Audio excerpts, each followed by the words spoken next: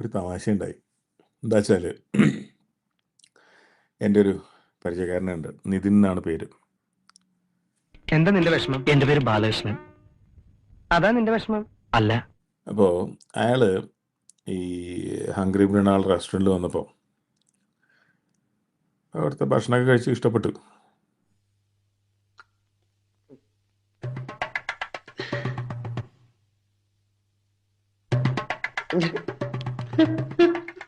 അപ്പോൾ വീഡിയോയിൽ പറയുന്നത് ഇത്രയേ ഉള്ളൂ, ഇത് കൊള്ളാവുന്ന സ്ഥലമാണ്, നല്ല ഫുഡൊക്കെയാണ് എന്നാണ്. ഒന്നരമായിരിക്കുന്നു, വെറുതെ പറയണമെന്നായിരിക്കരുത്. വണ്ടർഫുൾ. അപ്പോൾ അയാളെ വിളിച്ചിട്ട് ചിലർ പറഞ്ഞു, മറ്റേ ഇയാളുടെ റെസ്റ്റോറൻറ്റിനെ ഇങ്ങനെ പ്രോത്സാഹിപ്പിക്കരുത്, ഭയങ്കര കുഴപ്പമാണ്. കാരണം അയാൾ ഒരുപാട് റെസ്റ്റോറൻറ്റുകൾ ബ്ലോഗ് ചെയ്ത് പണ്ട് പൂട്ടിച്ചിട്ടുണ്ട്. അതായത് ഞാൻ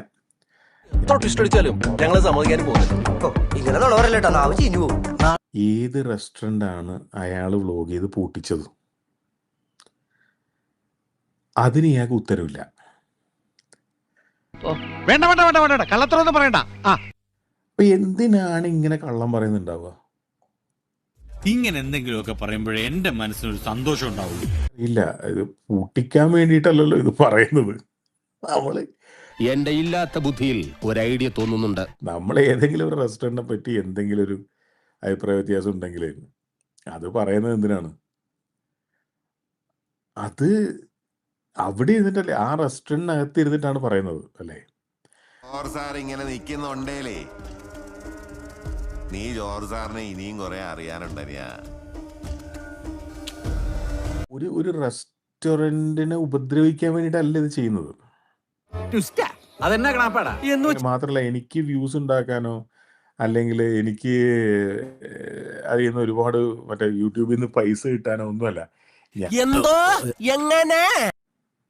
അതേതാ റെസ്റ്റോറൻറ്റ് എനിക്കറിയില്ല. നിങ്ങൾക്കറിയോ? നിങ്ങൾക്ക് ആർക്കെങ്കിലും അറിയോ? കാരണം ഞാനൊരു വീഡിയോ ചെയ്തിട്ട് ഒരു റെസ്റ്റോറൻറ്റിനെ പറ്റി മോശം പറഞ്ഞതുകൊണ്ട് പൂട്ടിപ്പോയ ഒരു റെസ്റ്റോറൻറ്റ് നിങ്ങൾക്കറിയോ? എന്തേനു യവൻ പുലിയാണ് കേട്ടാ.